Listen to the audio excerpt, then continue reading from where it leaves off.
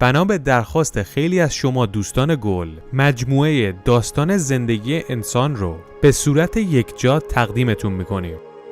این داستان از 3 میلیون سال پیش اولین انسان‌ها شروع میشه و تا 1000 سال آینده میره جلو.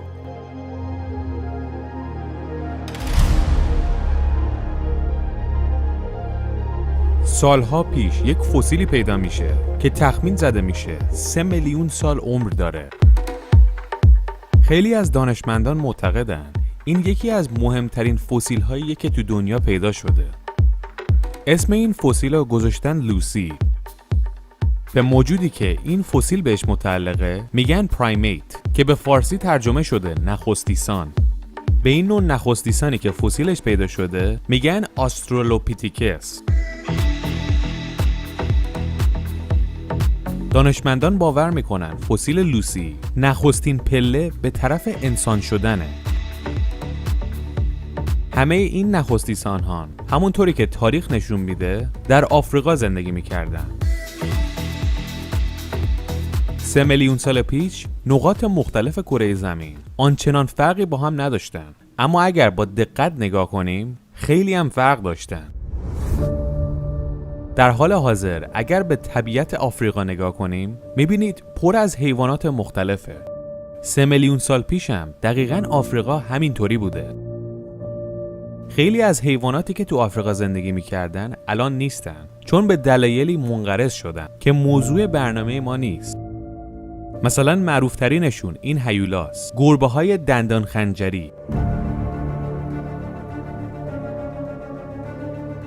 در دورانی که لوسی زندگی میکرده، وحشی ترین موجودی که تو آفریقا پیدا میشده این کروکودیل ها بودن که کاسبیشون خیلی رونق داشته. چون همه موجودات به آب احتیاج داشتن، اینها هم سلطان آبها بودن. هیچ موقع گرسنه نمیموندن. اونها تو آب کمین میکردن تا یک موجودی بیاد بخواد آب بخوره که لوسی هم جزو این موجودات بوده. زندگی لوسی بسیار سخت بوده. میره آب برداره، کروکودیلا میگیرنش. میره میوه بچینه، ببرهای دندان خنجری میگیرنش. میاد شکار کنه، خودش طعمه درندگان دیگه میشه. خورد و خوراکشو خیلی به سختی تامین میکرده. 90% فسیل هایی که از آسترالوپیتیکس پیدا شده که همون نخستیسان مثل لوسی هستن کشته شدن. فسیلی پیدا نمی کنی که صدمه ندیده باشه. مثلا جای دندونهای پلنگ روی جمجمش هست. ولی بیشتر از همه فسیل هایی که از این موجود گیر میاد معلومه که توسط کروکودیل کشته شدن. جای دندونهای کروکودیل رو قشنگ میشه تشخیص داد. هوا گرمه، تشنگی فشار میاره، باید رفت لب آب خورد. اما آب خوردن بدون توجه شدید یعنی مرگ، چون کروکودیل ساعتها کمین کرده تا یک موجود بیاد آب بخوره. تو فسیل هایی که کشف شده یه دونش خیلی جالبه. فسیل جمجمه یک بچه 3 ساله آسترالوپیتیکس. این بچه نه با کروکودیل کشته شده نه با ببر یا پلنگ. رو جمجمه این بچه جای پنجه های یک پرنده پرقدرته که میتونه عقاب باشه یا یک پرنده دیگه. بین این همه کشت و کشتار جمجمه های خورد شده توسط درنده ها فقط جمجمه لوسیه که سالم پیدا شده. معلومه به مرگ طبیعی مرده. فسیل لوسی و آسترالوپیتیکس های دیگه به دانشمندان نشون داده که این موجود زندگیشو آروم آروم از رو درخت آورده رو زمین. این از کجا فهمیدم؟ از کتف این موجودات، چون کتفشون یه چیزی بین انسان و میمونه. میدونید که کتف میمون خیلی پرقدرته برای اینکه از درخت‌ها آویزون بشه. کتف آسترالوپیتیکس نشون میده داره ضعیف‌تر میشه، چون بدنش دیگه احتیاج به اون کتف پرقدرت برای روی درخت نداره. کتف داره ضعیف‌تر میشه، اما چیزهای دیگه دارن قوی‌تر میشن. گفتیم که بزرگترین مشکل آسترالوپیتیکس کروکودیل ها بودن. اما از یک مشکل خیلی بزرگ غافل شدیم. اونم سیر کردن شکمش بوده. دندونهای این موجود نشون میده که گیاهخوار بوده و هر جور سبزی و علف و برگ و میوه رو میخورده و تازه ریشه این گیاها رو هم در می آوردن و میخوردن. دانشمندان وقتی متوجه شدن اینا ریشه ها رو میخوردن، به هوش اینها پی بردن، چون خوردن ریشه معلوم میکرد که اینها پی برده بودن که ریشه ها بهتر سیرشون میکنن. و جالبی این مسئله میدونید چیه؟ اینه که هنوزه شامپانزه ها، گوریل یا هر میمون امروزه عقلشون نمیرسه که ریشه ها رو در بیارن و بخورن. و این موضوع نشون میده که آسترالوپیتکس ها از چه زمانی از این میمون ها جدا شدن. هیچ میمونی مثل اونها تصمیم نگرفته بود که از درخت بیاد پایین. در بعضی نقاط آفریقا رد پای اینها کشف شده و نشون میده که اونها روی 2 تا پا راه میرفتن و از دستشون برای راه رفتن کمک نمی گرفتن. همونطور که گفتیم آسترالوپیتکس مجبور بوده خودشو با سبزیجات سیر کنه. البته گوشت هم میتونسته بخوره اما گیرش نمی اومده، چون مثل درندگان دیگه پرزور نبوده. میمون‌های الان هم اگر نگاه کنین از ابزار استفاده میکنن، اما نه ابزار دستکاری شده. مثلا اگر میخوان یه چیز رو بشکونن، یک سنگو برمیدارن و باهاش میشکونن، کاری که حیوانات دیگه بلد نیستن و اون سنگ یک ابزار دیگه. اما به احتمال خیلی زیاد موجودات مثل لوسی یعنی آسترالوپیتکس ها سنگ ها رو دستکاری میکردن و تیزشون میکردن. این نشون میده که اونها از میمون فاصله گرفته بودن، چون هوششون داره رشد میکنه. غنیبی ترین سنگ های دستکاری شده که پیدا شده 3,300,000 سال عمر داره، یعنی تازه یه مقدارم قبل از لوسی. هیچ حیوانی هم همین امروز نمیتونه سنگو بتراشه و تیزش کنه. پس نشون میده لوسی کلش کار افتاده و میخواد دیگه زور نشنوه.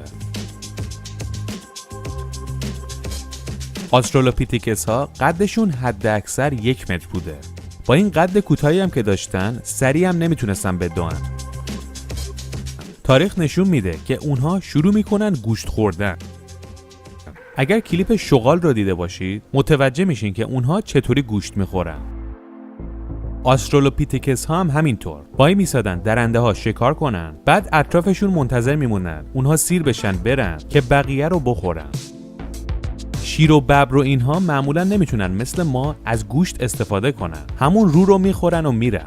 ولی آسترالوپیتکس ها چون دست داشتن و مخشون هم کار میکرد و ابزار درست کرده بودن، میفهمیدن که استخونها رو اگر بشکنن اون پشتم یک عالمه گوشت وجود داره. اونها میتونستن همه گوشت ها رو بخورن و فقط استخون باقی بذارن.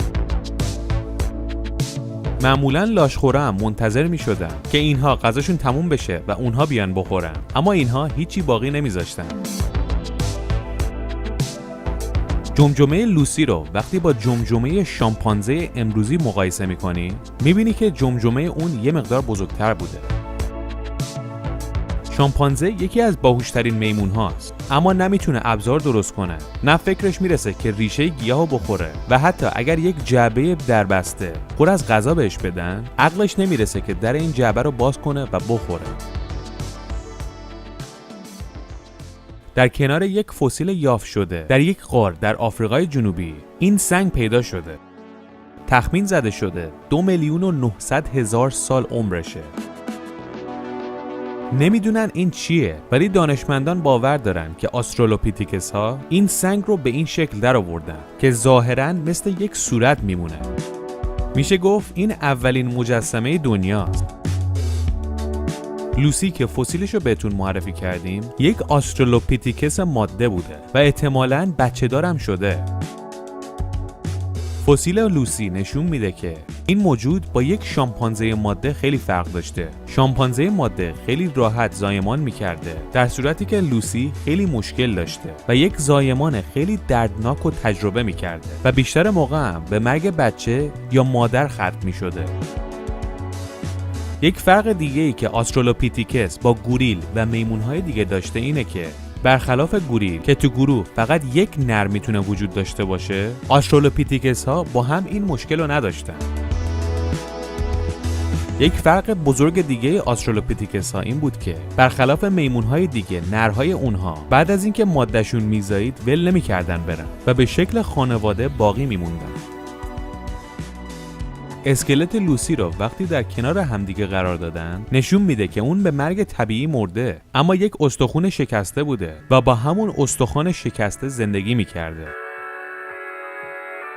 آسترالوپیتیکس ها فرق دیگه شون این بوده که اگر یکیشون کشته می شده ناراحت می شدن و عزاداری می کردن که تو میمون ها خیلی نادر پیدا میشه.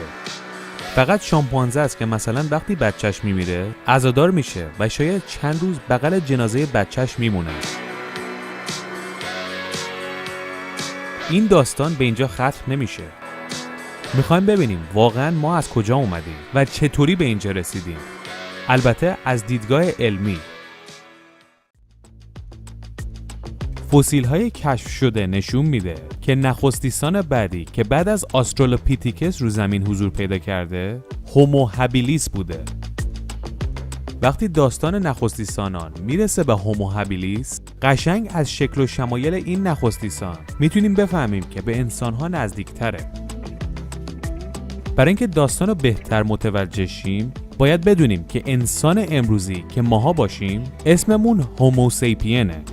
هومو یعنی مرد، سیپین هم یعنی عاقل و هومو سیپین یعنی مرد عاقل. اما این برنامه مربوط به هومو هابیلیسه که بعد از آسترالوپیتیکس به وجود اومده. حالا معنی اسمش چیه؟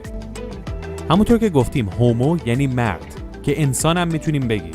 هابیلیس هم یعنی ماهر یا فنی. وقتی این اسم رو این انسان گذاشتن هنوز پیدا نکرده بودن که آسترالوپیتیکس هم میتونست ابزار بسازه. شاید اون موقع هم اسم اونو میذاشتن ماهر. در هر صورت این انسانی که امروز میخوایم در موردش صحبت کنیم بهش میگن انسان ماهر و اسمشو دیگه عوض نکردن. هومو هابیلیس ها در جنوب و شرق آفریقا پیدا شدن چون فسیل هاشون هم تو اون مناطق کشف شده. آسترالوپیتیکس ها یعنی نخستیسان اولی که معرفی کردیم حدود 2 تا 2.5 میلیون سال پیش زندگی میکردن، ولی هومو هابیلیس بین 1.5 تا 2 میلیون سال پیش زندگی میکرده. باستانشناسان هومو هابیلیس رو فرگشت کرده آسترالوپیتیکس میدونن و فسیل هاشم و عمرشون نشون میده که اینها بعد از اونها به وجود اومدن و قشنگ مشخصه که در این فاصله بین این دو نوع انسان یعنی حدود 500 تا 1 میلیون سال فرگشت قشنگ کار خودشو کرده و انسان ماهر خیلی سرتر از آسترالوپیتیکسه، هم از لحاظ بدنی و مهمتر از همه هم از لحاظ ذهنی.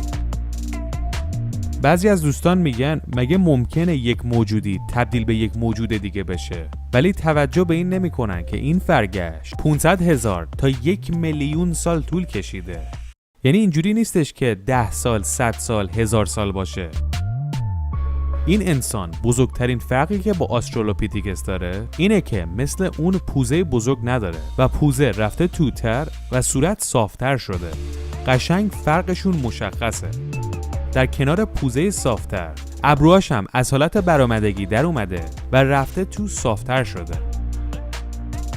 چیزی که در انسان ماهر نسبت به آسترالوپیتیکس فرق نکرده بینیشه و بینیش هنوز به صورت پخ باقی مونده و مثل ما استخون و قضروفی تو شکل نگرفته.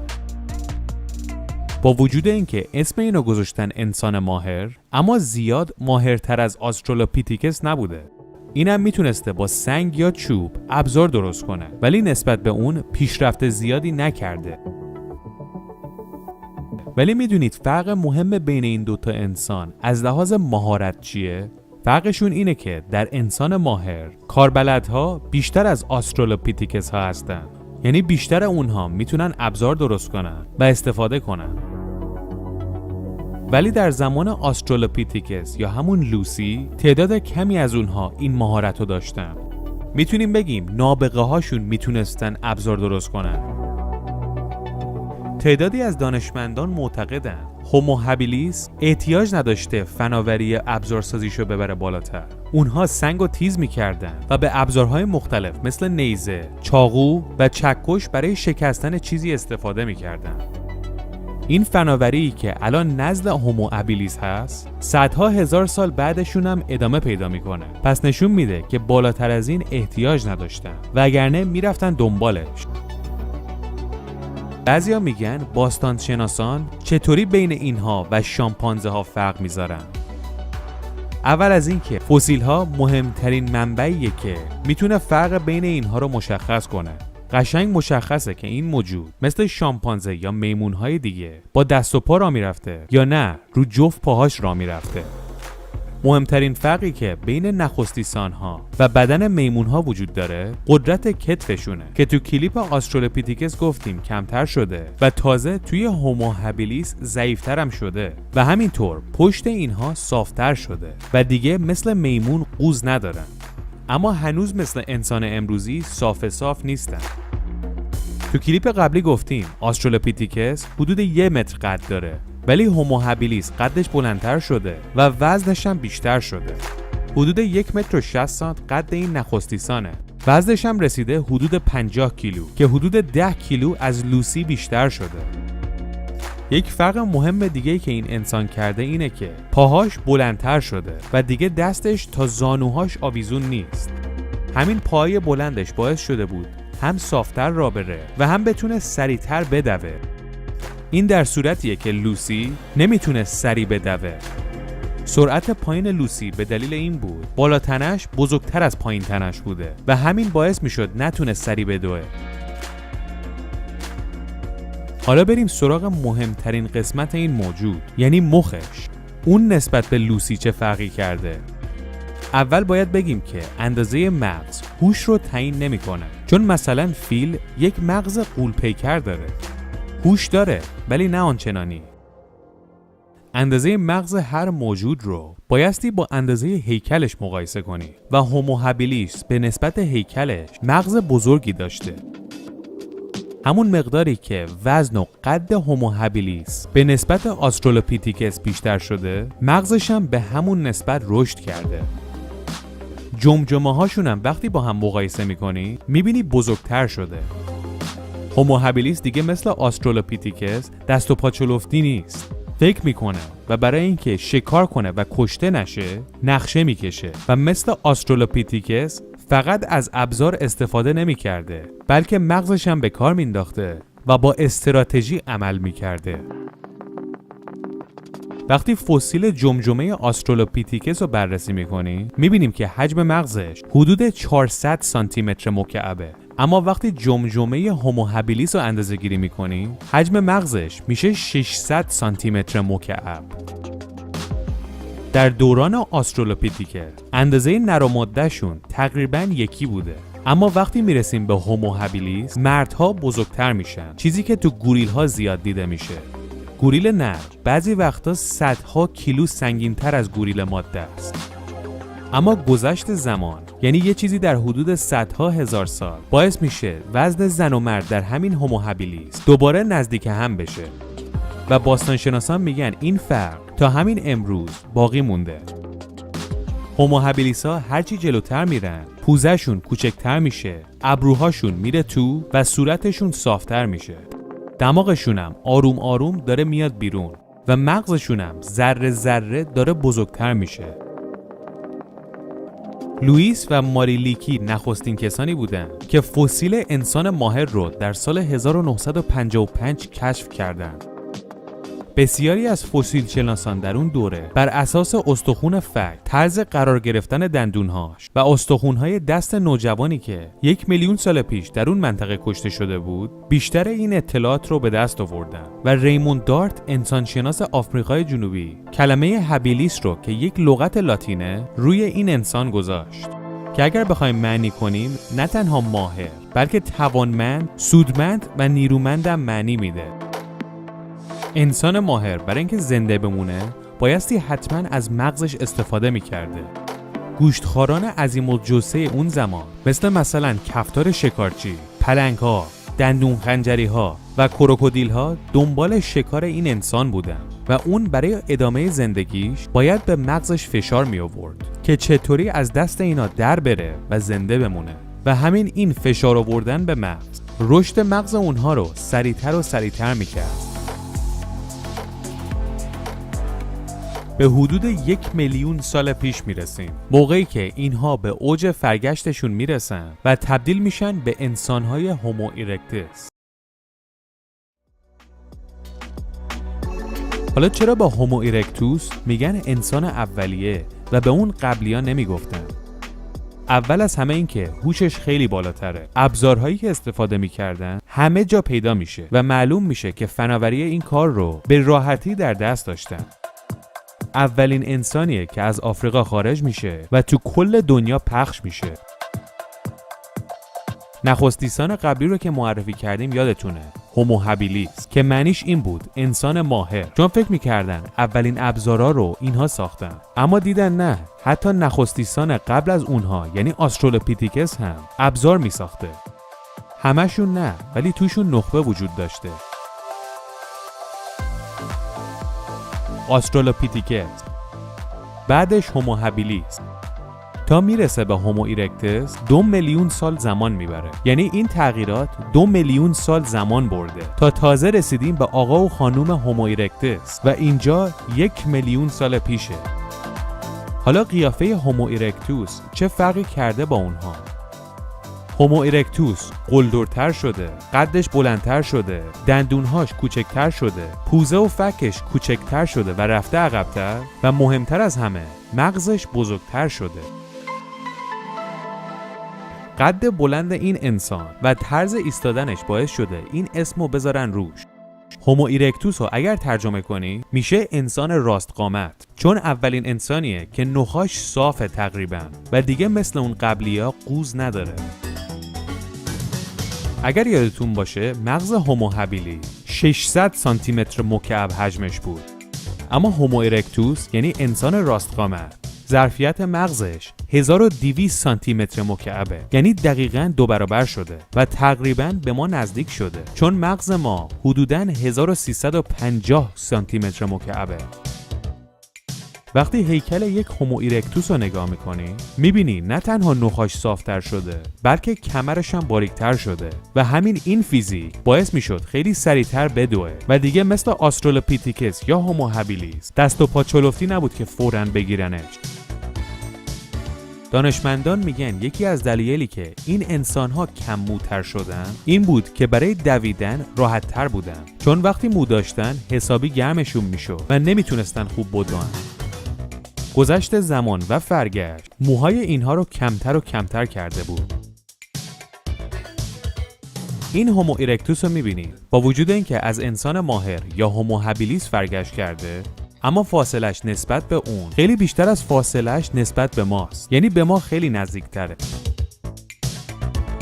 وقتی مغز استخوان این موجود رو آزمایش میکنیم میبینیم که یک گوشتخوار قهار بوده و بیشتر غذا شد گوشت تشکیل میداده، پس معلومه که شکارچی خیلی ماهری بوده. اونها هر موجودی رو دست جمعی شکار میکردن. یکی از نکات مهم هوش انسان ارتباط و زندگی با دیگرانه. حالا هومو ایرکتوس ها آیا میتونستن صحبت کنن و با همدیگه ارتباط برقرار کنن؟ حرف زدن این موجود چیزی نیست که بشه از فسیل تشخیص داد. اینها هم که نوشته ای از خودشون به جا نذاشتن. برای همینه که تو این موضوع شک وجود داره و درست نمیدونیم. اما یه چیزی رو میدونیم که مغز این موجود به قدری بزرگ بوده که حتما میتونسته ارتباط برقرار کنه. حالا با چه زبونی به چه شکلی نمیدونیم، ولی میدونیم که این مغز میتونسته ارتباط برقرار کنه. اگر کلیپ موقعی که آتش رو کنترل کردیم در چیزومیز دیده باشین، اون داستان کنترل آتش توسط همین انسان راستقامته. یکی از مهمترین کشفایی که انسان‌ها در طول تاریخ کردن همین کشف آتش بوده. آتش باعث شد اونها غذا رو پخته بخورن و همین غذای پخته که راحت‌تر جویده میشد دندونهای اونها رو کوچکتر کرد، فکشون هم کوچکتر کرد و به خاطر مواد مغذی که در غذای پخته وجود داشت هم مغزشون بیشتر رشد کرد و هم قد بلندتر و هیکلی‌تر شدن. توی ویدیوی آتش در چیزومیز گفتیم که چطوری فهمیدیم که کی آتش رو کنترل کردن. از خاک‌هایی که زیر اون آتش‌ها باقی مونده.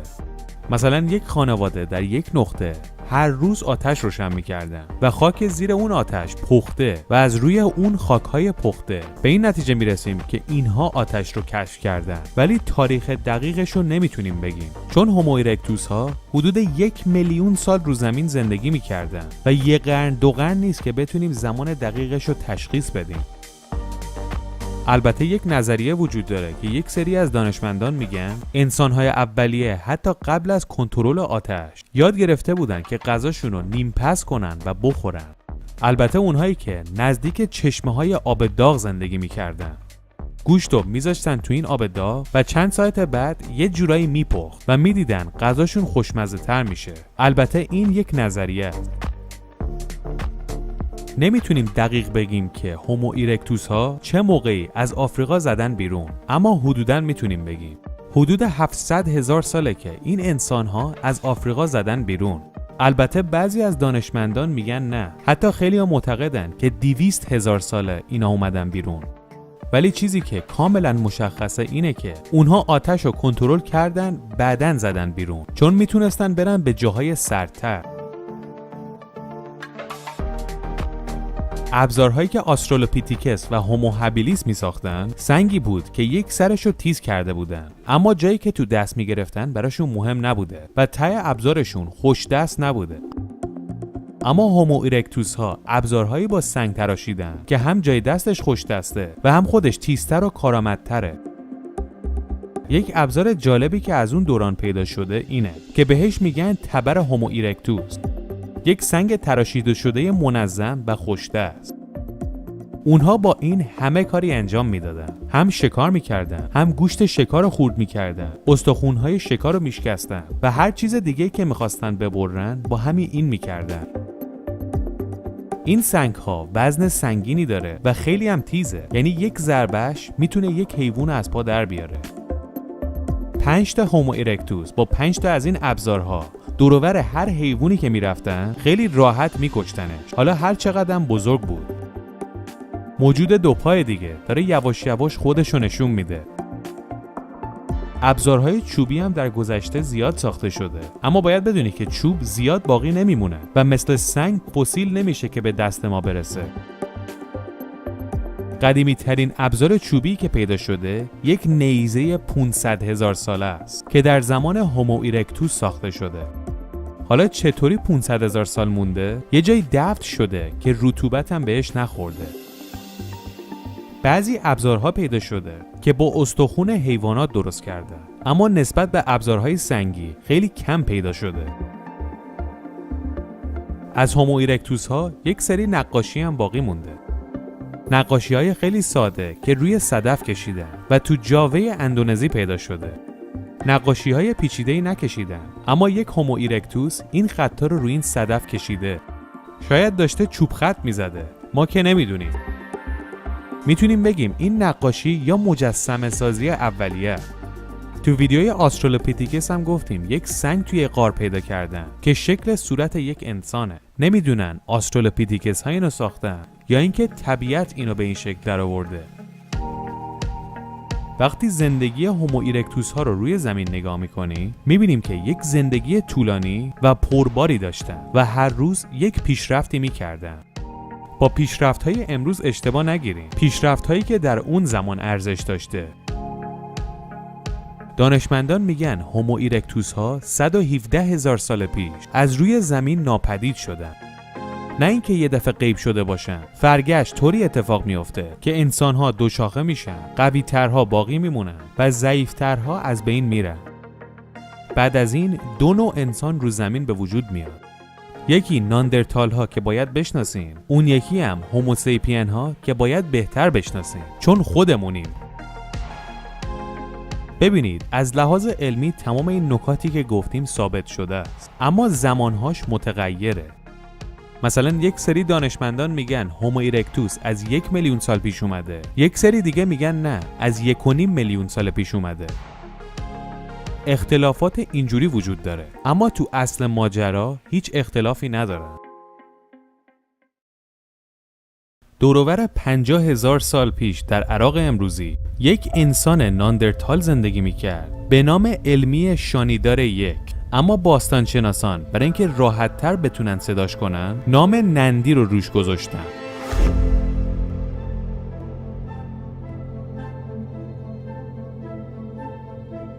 همونطور که در قسمت سوم داستان زندگی انسان گفتیم، بعد از هومو ایرکتس ها انسان ها به دو قسمت تقسیم شدن. یک تیره ناندرتال ها به وجود اومدن و یک تیره دیگه هومو سیپین ها یا انسان مدرن. اول بیشتر ناندرتال ها رو بشناسیم. یک چیزی که در تمام نخستیسان ها مشترک بوده این بوده که زندگیشون پر از خطره و اگر بی احتیاطی کنن فوراً نابود میشن.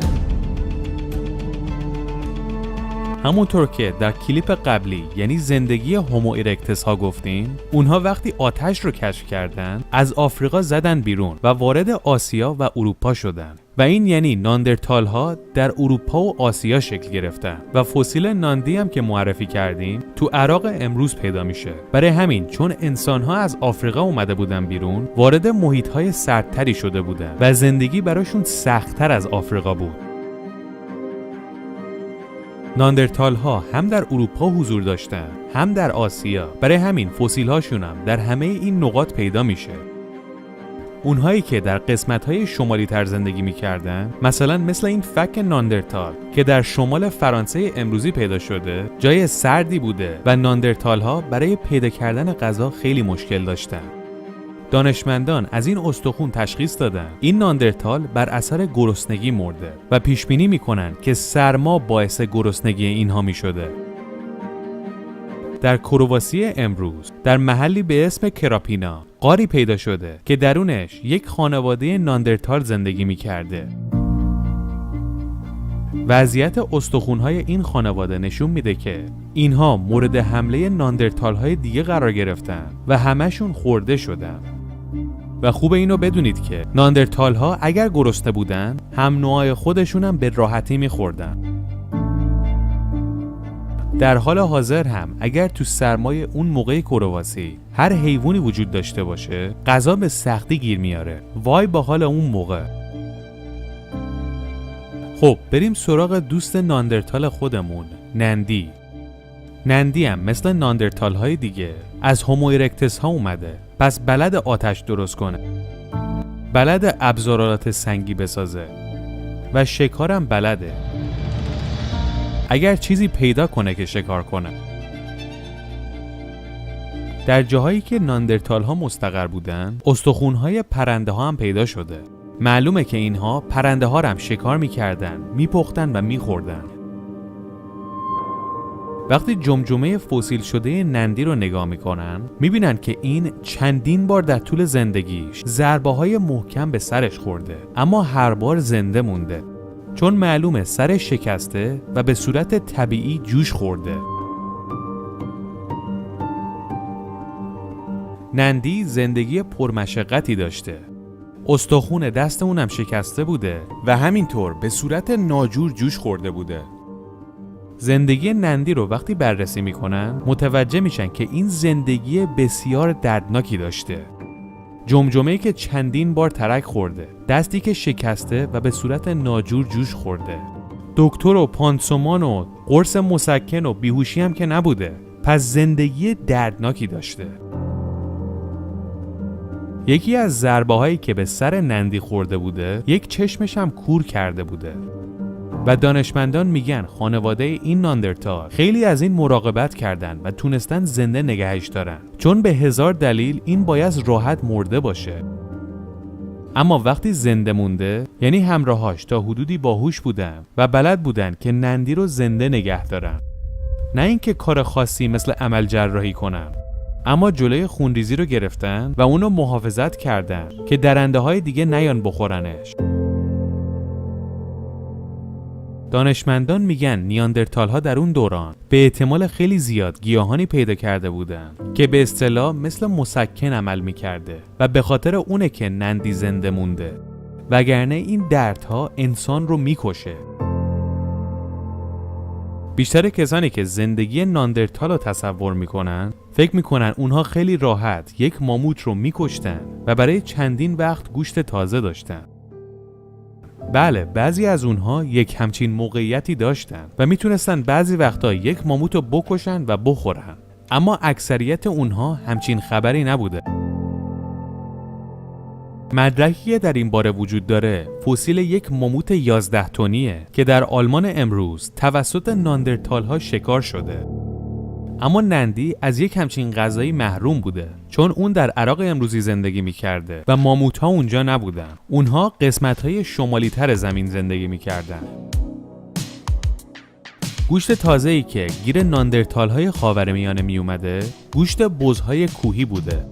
البته دانشمندان میگن این کارشون خیلی جالب بوده، چون شکار بز کوهی کار خیلی سختیه. البته الان نه ها که با کلاشینکوف از دور بزنی، اون موقع را داریم میگیم.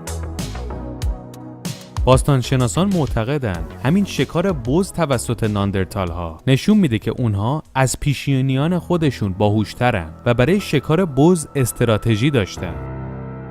اونها اسب‌های وحشی هم شکار میکردن. در سوریه امروزی فسیل جمجمه یک اسب وحشی پیدا شده که یک سنگ تیز خنجری تو جمجمش فرو رفته. همونطور که قبلا گفتیم، در همین زمانی که ما داریم برای شما تعریف میکنیم، انسان مدرن یا هوموسیپین هم داره زندگی میکنه. ناندرتال ها نسبت به انسان مدرن جمجمه بزرگتری دارن، اما نه اینکه باهوشتر از هوموسیپین ها باشن. ناندرتال ها بدنشون هم چغرتر بوده و زوردارتر از هوموسیپین ها بودن. اما هوموسیپین ها یک چیزی داشتن که ناندرتال ها فاقدش بودن و اون بدن کارآمدتر بود که همونم باعث شد هوشش هم بیشتر رشد کنه. ناندرتال ها خیلی هم پرخور بودن، چون بدنشون به غذای بیشتری احتیاج داشته. مردهای ناندرتال احتیاج به 7000 کالری در روز داشتن و این در صورتیه که هوموسیپین یا انسان مدرن مثل ماها غذا می‌خورده و حد اکثر یک مرد تا 3000 کالری در روز بیشتر احتیاج نداشته.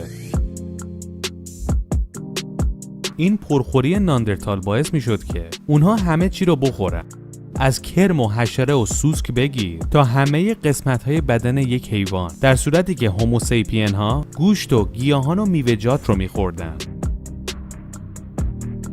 این نیاز بیش از اندازه نیاندرتال ها به غذا مشکل بزرگ اونها بود.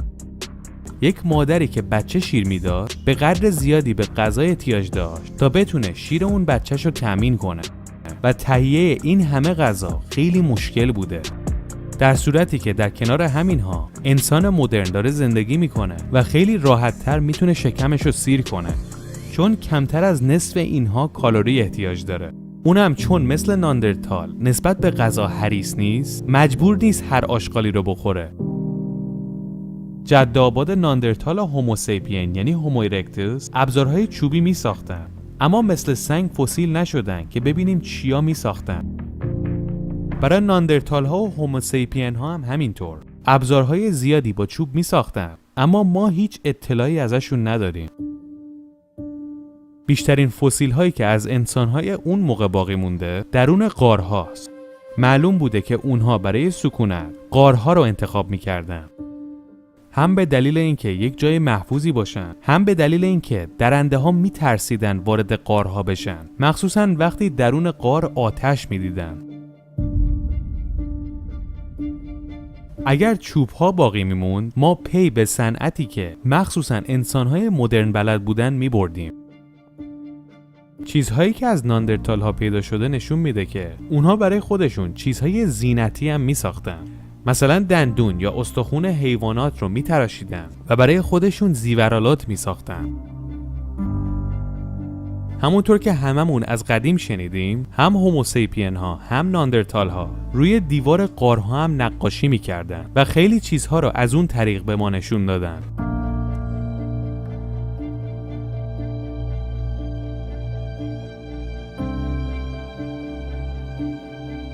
نندی با خانواده‌اش داره زندگی میکنه، اما بعضی وقتا وقتی دست جمعی میرن شکار با گروه‌های دیگه ناندرتال روبرو میشدن، اما بعضی وقتا هم با یک نوع دیگه انسان روبرو میشدن، همون انسان مدرن یا هوموسیپین. تو بیشتر جاهای دنیا ناندرتال ها و هوموسیپین ها با هم رابطه هم داشتن و حتی با هم آمیزش هم کردن. برای همین هم هست که اگر دی ان ای انسان امروزی رو بررسی کنی، توی 100% ژن ناندرتال هم وجود داره. همونطور که گفتیم ناندرتال ها از هومو ایرکتوس که از آفریقا اومد بیرون فرگشت کرده، برای همین تو آفریقا حضور نداشته. بیشتر ناندرتال ها در آسیا و اروپا بودن و آمیزششون هم با انسان مدرن در این دو قاره اتفاق افتاده. برای همین اگر دی ان ای یک آفریقایی رو با یک اروپایی یا آسیایی مقایسه کنین، ژن ناندرتال در انسان‌های آسیایی و اروپایی بیشتره. ناندرتال ها و هوموسیپین ها به قدری با هم نزدیک بودن که میتونستن با هم دیگه آمیزش کنن و بچه دار بشن. 100% نمیتونیم بگیم رفتار این دوتا انسان با همدیگه چطوری بوده، ولی چیزی که میتونیم پیش بینی کنیم اینه که اونها متوجه نمیشدن که با همدیگه فرق دارن. یعنی یک هوموسیپین وقتی یک ناندرتالو میدید فکر میکرد مثل خودشه. ناندرتال ها هم همون فکر رو در مورد اون میکرد. بریم سراغ قهرمان داستان ناندرتال ها، یعنی نندی. نندی بالاخره بعد از سالها درد و رنج میمیره. دلیل مرگ نندی رو درست نمیدونیم، ولی جالبیش اینه که اونو دفن کرده بودن و قشنگ معلوم بوده که زمینو کندن و اینو گذاشتن تو زمین. و نه تنها نندی، بلکه قبر خیلی ناندرتال های دیگه در آسیا و اروپا پیدا شده. شاید بگین چرا هوموسیپین رو نمیگی؟ برای اونها تعجبی نداره که جنازه‌شون رو چال کرده باشن، اما برای ناندرتال ها عجیبه. در هر صورت ناندرتال ها دوروبر 30,000 سال پیش از روی زمین ناپدید میشن. یعنی جمعیتشون کمتر و کمتر میشه و تموم میشن.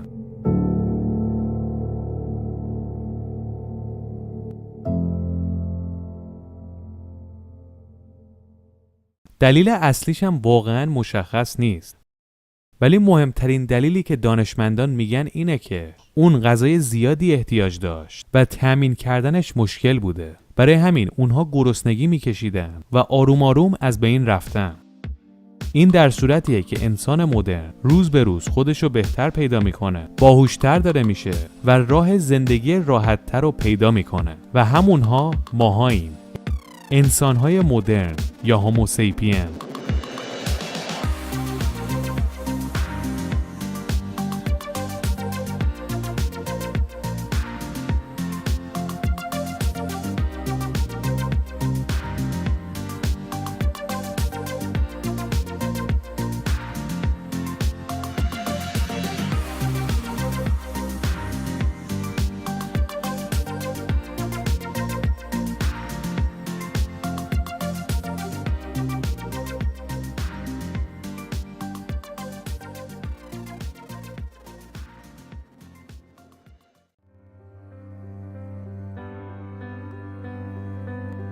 انسان از موقعی که خودشو شناخته همیشه میخواد آینده رو پیش بینی کنه و بفهمه.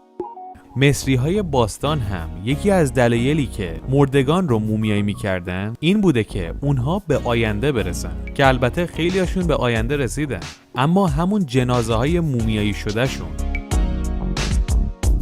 البته مصریان باستان تنها انسان‌هایی نبودن که میخواستن آینده رو کشف کنن.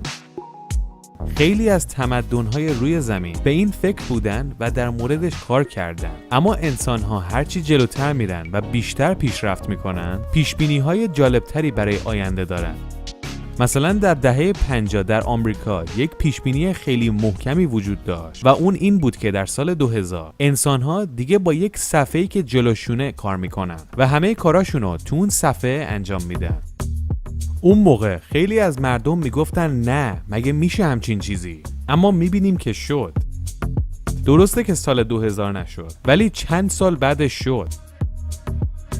یک پیشبینی دیگه‌ای که در دهه 50 خیلی ترکونده بود این بود که ماشین‌ها در سال 2000 پرواز میکنن، که البته الان که سال 2023 ماشین‌هایی داریم که پرواز میکنن، اما نه اینکه همه ماشین‌ها پرواز کنن. پس این پیشبینی غلط از آب در اومده. بهش خواهیم رسید، ولی بعدها. در سال 1985 یک فیلمی رو پرده اومد که ترکون، Back to the Future، که اگر به فارسی ترجمهش کنی میشه بازگشت به آینده.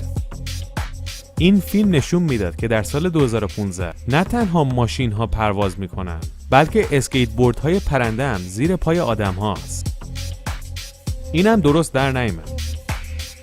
حالا بگذاریم اینها پیشبینی و داستان فیلم بود. ما میخوایم پیشبینی کنیم که انسان‌های 1000 سال دیگه چطوری زندگی میکنن. در حال حاضر شرکت‌های فضایی وجود دارن که میخوان برن به کرات دیگه که مهمترینشون شرکت اسپیس اکسه. این شرکت هدفش اینه که تا سال 2050 1 میلیون نفر رو روی مریخ ساکن کنه که کلیپش هم توی آنتن هست. پس این نشون میده اگر یک همچین هدفی تا سال 2050 وجود داره، پس حتما تا سال 3023 یعنی 1000 سال دیگه انسان‌ها روی مریخ زندگی میکنن. میدونید که مریخ جو نداره و دانشمندان دنبال اینن که برای این سیاره جو بسازن. البته جوی که بخواد برای این سیاره ساخته بشه کار 100 سال و 200 سال و 1000 سال نیست. خیلی زمان بیشتری احتیاج داره.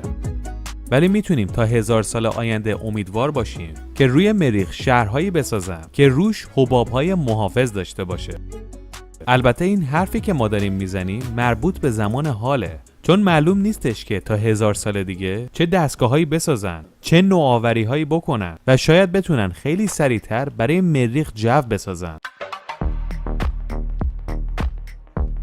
یک سیاره دیگه که میتونه پذیرای انسان‌ها باشه، سیاره ناهید یا ونوسه. البته روی ناهید خیلی داغه، ولی دانشمندان پیش بینی میکنن که میشه داخل ابرهای اطراف این سیاره زندگی کرد. اینم پیش بینی ناساست. پس تا 1000 سال دیگه میشه 3-0، چون حداقل تا اون موقع انسان‌ها روی 3 تا سیاره حضور دارن به جای یک دونه. و اینو باید بدونیم وقتی در 3 نقطه مختلف حضور داریم، یعنی اینکه شانس انقراضمون خیلی کمه، چون اگر یه نقطه مثل زمین حضور داشته باشیم ممکنه یک اتفاق بیفته و انسان‌ها منقرض بشن. اما وقتی 3 تا نقطه حضور داریم احتمال انقراضمون خیلی میاد پایین. در حال حاضر ما رو سیاره‌ای حضور داریم که زیادم نگهداریش نمی‌کنیم، در صورتی که بهترین سیاره‌ای که تا به حال شناختیمش. اگر بدتر از اینش نکنیم و حتی سعی کنیم خرابترش نکنیم، تا 1000 سال دیگه از لحاظ داشتن یک محیط زندگی مشکلی روی زمین نداریم. فعلا همه چی تو فاله. مریخ و ناهید و اینها هنوز خبری نیست. فعلا همین زمین تو دستمونه که اگر نگهش داریم میتونیم تا 1000 سال آینده روش حساب کنیم. دانشمندان پیش بینی میکنن تا 110 سال دیگه سوختهای فسیلی از روی زمین جمع میشه و یا اینکه تموم میشه. البته روی این سالها زیاد نمیتونیم حساب کنیم، چون سالهای ساله این رقم هی میره بالاتر، چون مخازن جدید کشف میشه و این رقم میره بالاتر و بالاتر. اما در هر صورت تا 1000 سال دیگه سوختهای فسیلی وجود نداره و پیشبینی دانشمندان اینه که در اون سالها انرژی خورشید و باد حرف اولو میزنه، مخصوصاً خورشید. البته این به این معنی نیستش که خرابکاری سوختهای فسیلی دیگه وجود نداره. حتی صفحات خورشیدی، تولیدش، ساختش، بازیافتش و همه اینها میتونه بازم به محیط زیست صدمه بزنه. پس نمیتونیم بگیم تا 1000 سال دیگه هوایی داریم که هیچ آلودگی نداره. یکی از دلایلش اینه که انسان‌ها خسیسن و از هر چیزی میخوان استفاده ببرن و همین سودجویی انسان‌ها اجازه نمیده که بتونیم پاک زندگی کنیم. یکی از ترسناکترین چیزهایی که در آینده شاید اتفاق بیفته هوش مصنوعیه که هنوز هیچی نشده. خیلیا از چت جی پی تی هم ترسیدن. چت جی پی تی که میدونید چیه؟ هوش مصنوعی که هر سوالی داری جوابتو میده. یواش یواش پیشبینی هامون به جاهای ترسناکتر داره میرسه. مهندسان معتقدند تا سال 2050 کامپیوترها خیلی باهوشتر از انسان‌هان و هر کاری که بهشون واگذار بشه خیلی سریعتر و بهتر از انسان‌ها انجام میدن.